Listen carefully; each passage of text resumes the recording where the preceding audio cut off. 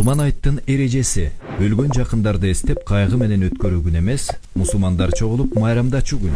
Курманчылык кылуучу адамдар мусулман акылы ордунда, сапарда болбогон, балагатка жеткен, колунда бар. Ушул 5 шарты туура келген адамга милдет. Айт намазга чейин курмандык чалса болбойт. Курмандык кылуунун малы кой эчкинин жашы 1 жашар болуу керек, бирок тозу 1 жашардай көрүнсө. Уй бука 2 жашар, төө 5 жашта болуу керек.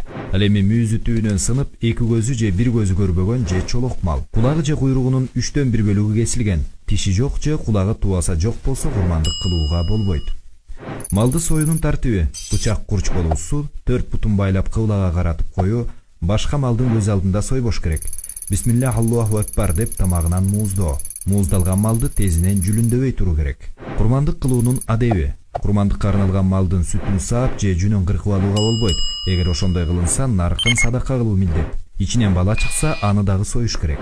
Курмандык кылган малдын эти уй же төөнө 7 адам кошулуп курмандык кылса, анын этин тараза менен такт бөлүш керек. Союлган малдын этин 3кө бөлүп, өзүнүн үй бүлөсүнө, туугандарына, дос кошуна, тааныштарына, 1 бөлүгүн кедей кембагалдарга берген абзел. Союлган малдын этин сатууга болбойт. Бирөөгө сойдурса, анын акысына союлган малдын этинен же терисин берүүгө болбойт. Акысын өзүнчө берүү керек. Этин же терисин мусулман эмес кедей кембагалдарга дагы берсе болот. Чет жерден туугандарына акчасын жөнөтүп, менин атымдан курманчылык кылып койгула десе дагы жарайт.